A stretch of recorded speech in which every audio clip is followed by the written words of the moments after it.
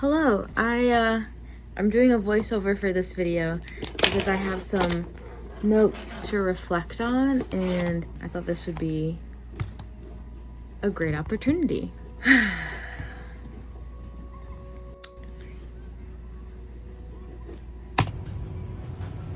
Hey, what's up everyone? Welcome to this video, backlog video 3. I'm focusing on the creation of winter, in the dead of winter, since I've learned my lesson. This is a pretty big canvas that I'm working on after the dyeing process in 𝓦𝓲𝓷𝓽𝓮𝓻. Original size of this canvas was 10 feet by 10 feet square, 12-ounce canvas, but due to the 𝓦𝓲𝓽𝓮 process, it shrinks down in size. This is me attempting to lay it out in my itty-bitty studio space, which is quite fairly a decent size, but when you're working this large, it immediately dwarfs the whole place.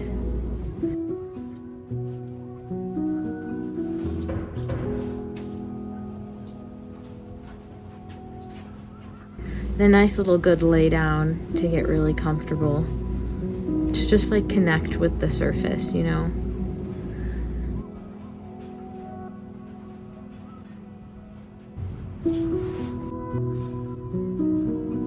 Really cool thing about this canvas is I started to realize the importance of aligning, not only with myself and the surface, but also with the environment and the seasons. This piece of canvas itself was 𝓦𝓲𝓷𝓽𝓮 on the new moon of January. It was colored on February 5th, and this footage right now was taken on the 8th of February, folding and cutting it. And actually, didn't even say anything. We're in a new location. We're in a roastery that my partner works at, where they so graciously allowed me to come in on the weekend to use the floor space. Working on the coffee roastery floor, protected by these cardboard mats as it's like snowing outside. It was such a snow globe that day.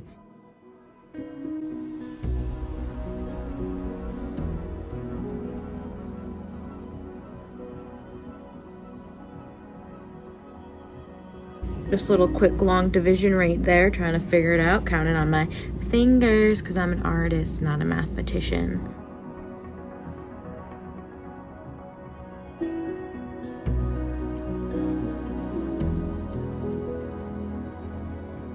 And I'm working from a very small template that I've made myself of the pattern I'm trying to recreate, which all this careful measuring in the end, I don't know, I just kind of wung it in the end anyways, trying to get the proportions right, but you can only be so exact.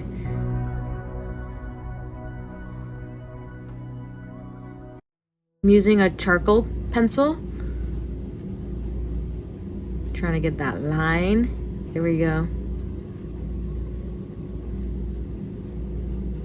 And since it's a charcoal pencil or pastel pencil, it's nice and easy to erase those lines.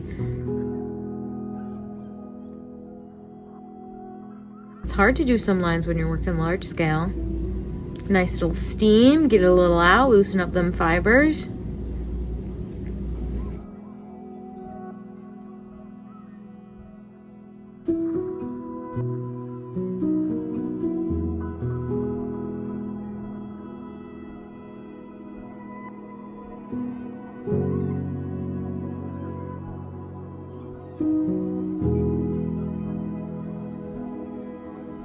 And now we have these pieces. We have the pieces of the pattern, and this is when it starts to get really fun. Because you open up each piece and you have both sides of the fabric to work with, because each side of the fabric is slightly different in tone and texture and variation. So this is like when I start to move color next to color, and instead of like painting, putting paint next to paint color wise, I have these physical pieces of color that I get to move around and see how they interact with each other. Things that I'm paying attention to are color relations, subtlety of color relations, light and dark, And I'm also trying to achieve at least 2 different depths of space by putting piece next to piece. And sometimes I get it on the first try, but even if I do, I still flip it around as much as I can just to make sure it truly sinks its best in that specific orientation, or assemblage rather.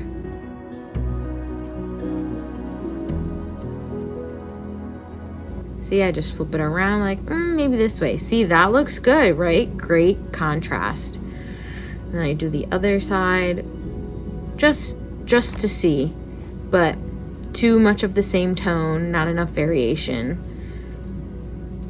And then I go back to the original. Yep. And maybe this side. Definitely that side.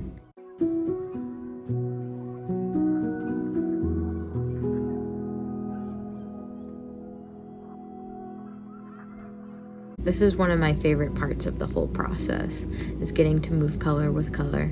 That and the dyeing process is really fun because it's so unpredictable.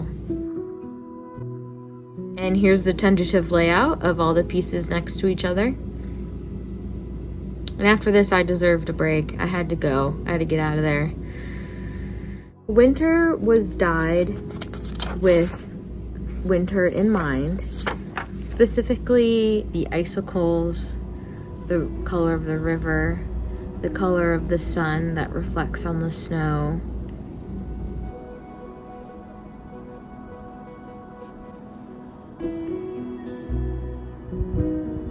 In my notes, I wrote, icy brisk, logwood iron and blackberry base, pomegranate and walnut. Slush, marigold and logwood plus iron. Lots of iron and logwood make a deep eggplant, icy. Pomegranate over iron, logwood first round, and then iron bath over top. So pomegranate over iron makes this a greenish, darky, sloppy gray. It took me 2 hours and 20 minutes and 35 seconds to dye the surface itself. Look at that. That's what it's all about. The sunset in winter reflecting off the snow. Gosh. Ugh, the colors, man. How could you not be inspired?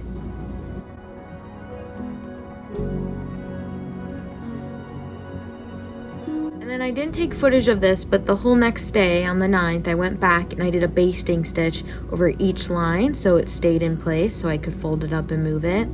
This basting stitch is really important, so I'm not using glue to tack anything together, and so it can be moved.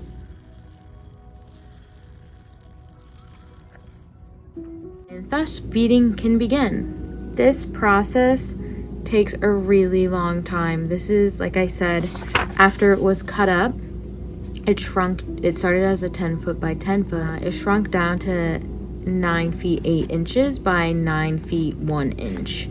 So it's fairly large and basically almost twice as big as my other paintings that took 3 weeks to sew.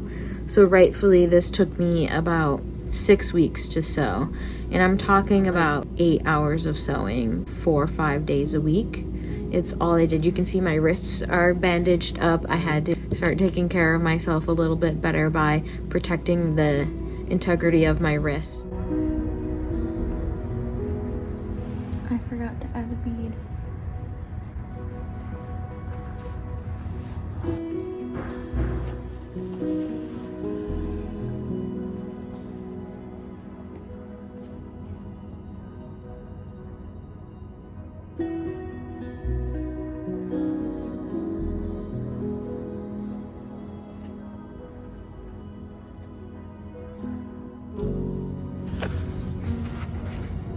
They're there.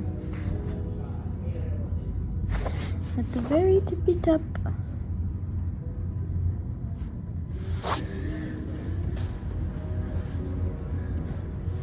Stitching on my very large pocket. I have the stabilizing back, and then I have the pocket.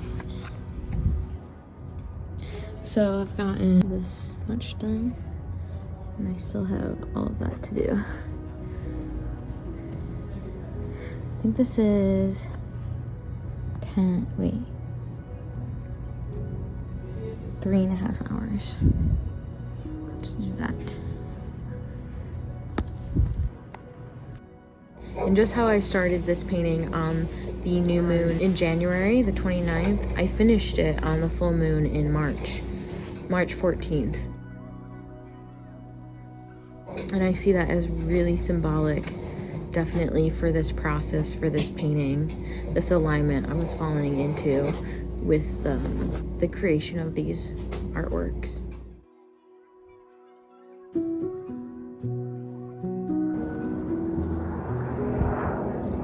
Thank you so much for watching this video. Backlog 4, and then I think there's going to be like a 4.5, maybe 5, coming up very soon. And then we'll be caught up and we get to do videos of now times.